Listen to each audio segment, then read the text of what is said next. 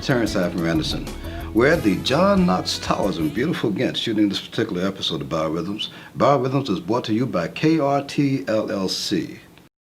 BioRhythms is brought to you by KRT LLC, providing full-service tank cleaning, painting, fire watch, and shipboard maintenance for marine, industrial, government, and commercial businesses. The KRT website is www.k-r-t-llc.com, and you can call them at 757-228-3452. KRT LLC, your leading provider in quality shipboard solutions. And my guest today is someone that I've known for some 30 years, a good friend, a talented actor, director, and producer, executive producer, Mr. Ethan Marten. Thank you for that lovely introduction. It's hard to believe we've known each other for 30 years when I'm only 25 myself. And you can't be much older. That's that new math, you know. Yes. That's that new math. I'm liking that new math. As am I. Yes.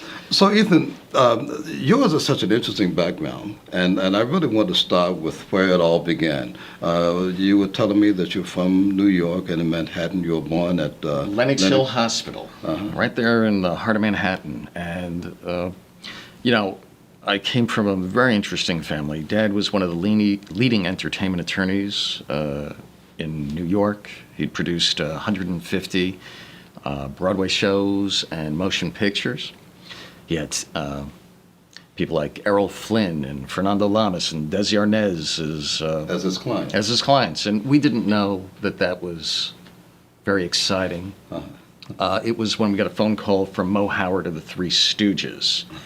And he was asking for Our Father. Then we knew he was a big deal. Interesting. Mom went on to write 20 novels. She'd been writing for 16 magazines and radio soaps. Okay. She was at one point considered one of the top 10 writers in the country. So I would have had a hard time not falling into the arts, but it was the dinner table where I think I first fell in love with entertainment. And as you were telling me, everyone participated in that style of entertainment, that dinner theater. Mom was Margaret Dumont of the table, and my three older brothers and Pop were the four Marx brothers. And Mom basically was the brunt of everybody's humor. And I remember turning to my older brother at one point, Seth, and I said, "When will I be funny too?"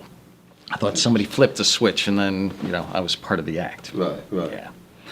So you eventually discovered theater. How did that come about? Now, I want you to briefly talk about the experience in the first grade, and then we can. Okay. Well, in first grade, I was afforded the role of trumpeter, very vital role in the Lollipop Princess, and our princess Sharon's song, a rare beauty indeed. I was to come. You felt that in the first grade. Oh well. Extraordinary talent and beauty and grace. Okay. My role was to announce the princess and then blow on these little plastic horns that we used to have at Yankee Stadium. Yes. The princess, that's all I had to do. And I come out and I dropped my horn. And there was a gasp from the 1,000 parents assembled in the Chatsworth Auditorium. Now, you're exaggerating, or were there that many people? This is Westchester. And Westchester, New York. The theater, the proscenium arch was probably the most beautiful I'd seen up until I reached college. It rivaled some smaller Broadway houses. I mean, they knew how to build theaters back then. Certainly. The wood was gorgeous, and the parents were just aghast. Oh, that poor child. And I bent down to pick up the horn, and I accidentally kicked it out of my own grasp. And there were a few snickers, a couple of stifled laughs. And I immediately heard those few laughs, and I heard them over the gasps. And so I ran to pick up the trumpet, and this time I kicked it out of my reach on purpose. And bigger laughs, and so I just kicked it clear across the stage, off stage right. A natural entertainment. It was, I could see my teacher, and she's starting to pull out her hair. And then I arrive off stage right triumphantly, blow the horn, announce the princess, and got a standing ovation from the parents. And that, you knew how to play the crowd. Yeah. That was it. Now, my next experience didn't come for many years, but I don't think I ever lost that. And that your feeling. next experience was in the 7th or 8th grade? You played in Eighth grade. Midsummer's? Dee Night? Dee O'Brien, Hommox Junior High. She, to this day, has the longest running junior Shakespeare company in the country. But back then, I had no idea. A couple of my elementary school teachers pulled strings to get me in this class. It was just another English class to me. But every year they did a Shakespeare showing, and they worked with Lincoln Center, so it was very prestigious. Yeah. Really? I had no idea. So she had me read from Nick Bottom the Weaver. This was my first audition, but I had no idea I was auditioning. Tell us about that experience. She gives me, one of the chapters with Nick Bottom the Weaver, says, read here. So I'm reading the page, and as I'm reading, like I would actually do in my English class, I start climbing on the chair, and from the chair I climbed onto the little school desks, and I'm, just performing, as was my wont, just because that to me was natural. Not for any other student. You were longing for that first grade experience again. Yes, she was my audience. If I have an audience of 1, 2, or 3, I will go all out. And when I finished, she says, "You got it." And I climbed down off the desk and I said, "Yeah, I know. I understood." She goes, "No, you got it." I said, "Yeah, I understood. This is what that means." And she says, "No, dear, you got the part." And I had no idea what she was talking about. That was my first audition, and I had no idea what an audition And I'm sorry, was. what was the part again? Nick Bottom the Weaver, which is really funny because that same year, young actor was discovered for the role of my bodyguard. And right now, I'm actually blanking on his name. Very famous actor. He'll come to me later in the interview, and then I'll shout it out to you. Okay. But he got discovered cutting science class that year. Really? Yes. Really? It'll be much more impressive. Matt Dillon. Really? Yes.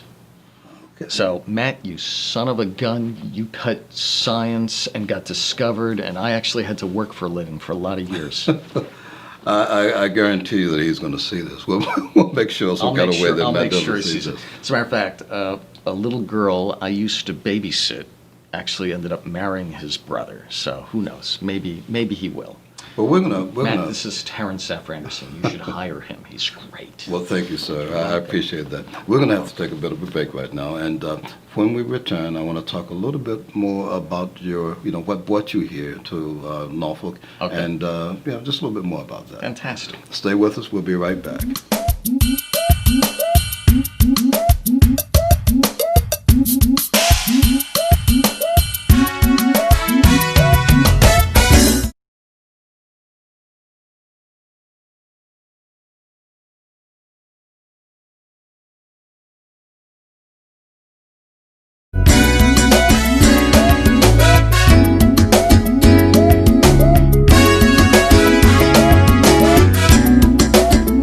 Welcome back. We're going to continue our conversation, our interesting conversation with Mr. Ethan Marten.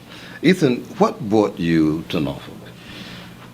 Well, I think what brought me and my family to Virginia was the fact that we were going to build a movie studio in the area. Mom and Dad used to come down from New York every year for their anniversary to Williamsburg, and that was a big family vacation. So when Pop retired, they were going to move in a more southerly direction. We basically yanked them out of retirement, came up with the brilliant idea to build a movie studio, and we ended up in Norfolk and Virginia Beach. And Rather than Williamsburg, he was courted by Virginia Beach. Virginia Beach kind of courted him. We were actually in Williamsburg for about a year. I went to William and Mary at the time. Okay. And we actually rented a house from Bruce Hornsby's mom and dad. I saw him just the other night. Oh, how was he? He's a riot. That's But right. go right ahead. Fantastic. Yeah. we recorded toward Virginia Beach, the Solar buildings out by Pembroke Mall. Okay. And we probably would have built the movie studio there if it had not been for a couple of things. The F-18s, Right. and the fact that the officers used to tell us we won't even let our wives shop at Pembroke because it's not a matter of if, it's a matter of when. So we thought, for sound purposes and safety purposes, as a matter of fact, when the F-18 came down a year or two ago, I was less than a block away from where it happened. Oh my God. I thought a truck ran into one of the dumpsters until I saw the billowing smoke down the block. Truck with wings. Yes. So you open up a studio, movie studio. So we built a $20 million motion picture studio. By the name of? Atlantic Film Studios. Governor Belial's cut the ribbon. My dad gave the opening speech. We had David Ogden Steers from MASH there at the opening ceremony. And within, I think it was about 2 years, we had the savings and loan crisis hit America. So all the banks started going in a southerly direction as well. They became insolvent. As a matter of fact, there was a bank here in town called Atlantic Permanent, only it wasn't so permanent. No. Okay. We had $20 million, 20-year notes. Understood. And $16 million became due and payable overnight when the banks collapsed. That had been a very scary situation. None of us had $16 million to pay overnight, so that was the first time we got into the studio. But you did produce one film there, didn't you? We had a lot of minor films that came through, and we were the head of our own studio then. And Charlie Sheen was here in town. That was produced. That was Navy that SEALs. was produced. Navy SEALs was produced at our studio, and a lot of stuff has been done at the studio since. Not under our charge, but I think Dominion Pictures, New Dominion, has had a couple of lifetimes in the studio as well, and they've had great success there, and a lot of people have gotten their first and ongoing film work there, so we're proud of that. But you were like a phoenix. You came out of that experience. We did. We got in a second time. Okay. I think I told you, but we were distributing several films, including one with Hugh Grant, Anne Margaret, and Julie Andrews. So we had a couple of Oscar winners in this, and we were off to the races again. Yes. We had 100,000 units sold to Blockbuster at the discount price of between $49 and $59 a unit. VHSs back in their heyday. And the day before the release of this film, Hugh Grant had the indiscretion heard round the world. And he was busted with a working girl, let's say. And Blockbuster, very family-oriented, canceled all 100,000 units. And how did you handle that? How did you... You got very inventive. Well, yes. We were about to crash and burn on this one. We just basically lost close to $5 million on this. And my brother was in the doorway of my office and just leaning and very depressed. It was wrist-cutting time. And here we go again. And I was playing with the sales figures on my desk, just spinning them around. And I said, Rick, look, the sales figures, they're turning around. And he's holding his stomach. He's like, Ethan, I don't have the stomach for this. I'm like, no, really. I picked it up by the corner, and I start lifting the sales figures off my desk. I said, look, sales, they're going up. It's like, I can't laugh right now. I said, no, I got an idea.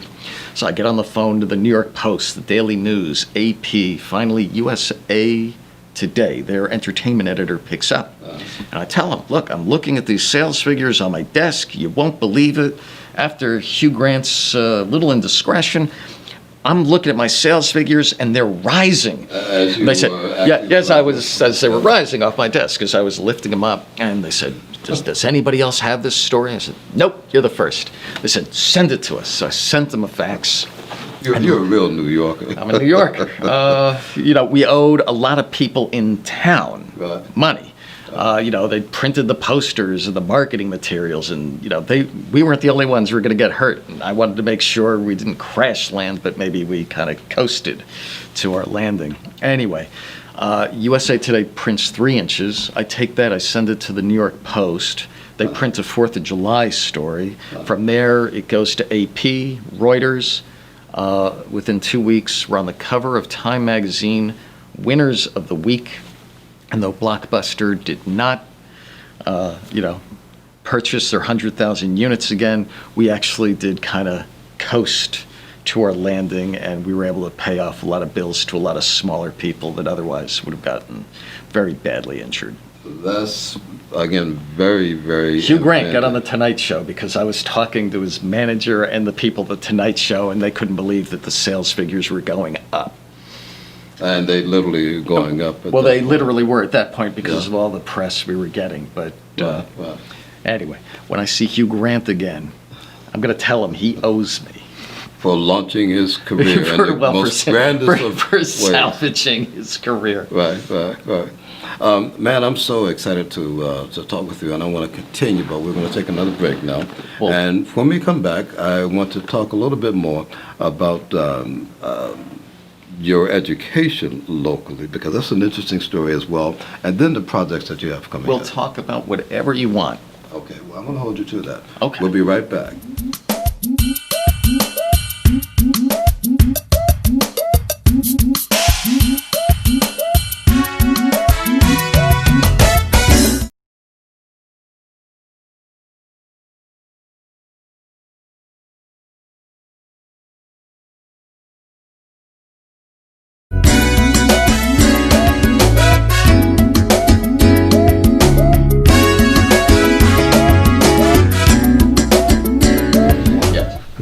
We're back. Yes, we are. So, And better than ever. You look a little like Sean Connery. Well, I've aged a little bit in the last half hour. Say good morning, Miss Moneypenny. Let's move on. Okay. Okay. So, Norfolk State University, we're going to get to that. Yeah. I was waiting tables at Carlos Murphy's, and, I'd been to William and Mary for about a year, and that broke the bank, and I couldn't afford to go back to school. And there was this very nice lady who made me look very dark-skinned, and she said that her daughter was going to Norfolk State on a minority scholarship, and I wanted to know how I could get in on this. And she said, it's a historically black institution. They need 10% white population going to the school. And I said, hold that thought. Went to the kitchen, found the manager, and said, I quit. Went back to the table, thanked her, said, my friend is going to be waiting tables, taking care of you for the rest of the meal. How do I? And she said, his name is Fred Cool. He's the admissions director. Here's his number. Handed it to me within an hour and a half. I had a full ride scholarship and was able to continue my college education. You graduated from Norfolk State. I'm a Spartan, magna cum laude. And a degree in journalism. Magna cum laude. Yes, journalism. So, after you graduated, I met you from doing theater. I was at the generic theater at the time. Well, when I moved to town, I hadn't, other than Lollipop Princess and, this 8th grade production of Shakespeare, I hadn't been on stage. And you were the dean of actors and directors. You were a big deal. I worked with your... too kind. Not at all. I worked with your uncle at the Omni. He was like the head chef in the kitchen, and Uncle Milton. And he told me I had to meet his nephew. And I guess somehow between generic theater and Norfolk State, you and I first met, and you were a deity. Okay, you're making me feel very uncomfortable because it's really not accurate. In any event, so we're not going to talk about stage, but I want to make sure that we talk about White Buffalo and Eyes of the Roshi. White Buffalo is complete now. It's in post-production. Okay. We've completed shooting. We had more than 1,000 hours of footage by the time we finished this documentary. And it's my 3 older brothers and I traveling across the country, meeting Native American elders and other spiritual elders, and we're coming to a time where people who are wisdom keepers are becoming wisdom sharers. Okay. And so that this wisdom is not lost to the ages, they're sharing this wisdom so that we can pass it on to what they call the seventh generation. This is the White buffalo. yeah. This is the topic. This is the documentary. Correct. Is what you just said. And Okay. White buffalo is a Plains Indian prophecy. The Lakotas, it's incredibly sacred to them. Right. And right, it deals right. with basically the birth of a sacred white buffalo, and Right. that being the signal, if you will, the call that white buffalo calf woman is coming back, and that there will Right, be an right. age of Okay. peace I and the recall mending that of the now. sacred hoop. Yeah. And that is in post-production. When do you That is expect in that to be post. released? Hopefully at the end of 2015. Fantastic. We're also shooting Eyes of the Roshi. And tell us about that. It's a martial arts film, and it's kind of martial arts meets high noon. We'll be shooting that Really? in May, and right now I'm in negotiations with an Oscar nominee who's done more than 300 films to appear in this with us. Oscar nominated who's done 300 films. And you just know gonna his te- you sister. just You gonna know his- tease me like You know that. his sister, and frankly, his daughter is becoming quite famous too. But I knew Really? him way back when. Really? I can't announce his name because he Okay. hasn't signed yet. I But have an idea. if I said, speak. Paulie, he cut off my thumbs, Paulie, maybe you would know who I'm talking about. You have to be careful being giving us those kinds of hints. I can't put the cart before the horse. So you have some other projects that you want to work on in the Well, sure. White Buffalo and Eyes of the Roshi should both be complete by the end of 2015. I've got another film that my brother wrote that I've been carrying with me, my brother Seth, for more than 30 years, and that's called Lost April. There's another film I'm raising the money for called Perfect Breed. And Richard and I are working on a public company. So I have my Light Age Films. He has Star Circle Pictures, but we're forming a third company which is going to go public. And that will be specifically to raise motion picture monies, financing for motion pictures. So how do people get in touch with you with Light Age? Where can they find information about Just go on Facebook. Facebook. Just go on Facebook. My websites are all over the place, but literally Facebook. Ethan Marten, Marten. Very easy to get a hold of and unassuming. We're very glad to have you come here. It's great to see you again. Yeah, likewise. But you make a remarkable addition to the cultural community here, and in the entertainment community. Because I've known you for a long time, but some of the things that you mentioned I've not known. So I'm glad to learn these things along with our viewers. And I Praise wanna- from Caesar. When it is time for you to be interviewed, I'll do the interview because Well, just remember, your audience should know about you. when you're casting that you refer to me as an acting deity. You were my first choice in Atlantis Down. Yeah, You came well, that close. oh. You were right there. I was so close, but not getting cast. Just keep me in mind. I wasn't the casting director. I was a lowly producer, but you're in on the next one. Well, Ethan, thank you so very much. Really a Oh, it's pleasure great to see chatting you. with you. Likewise, man. Thanks. Likewise. We want to thank you for joining us as well. Stay tuned for some more editions of BioRhythms coming up in the immediate future. We have a lineup of exciting guests. I'm Terrance Afer-Anderson, and this has been BioRhythms.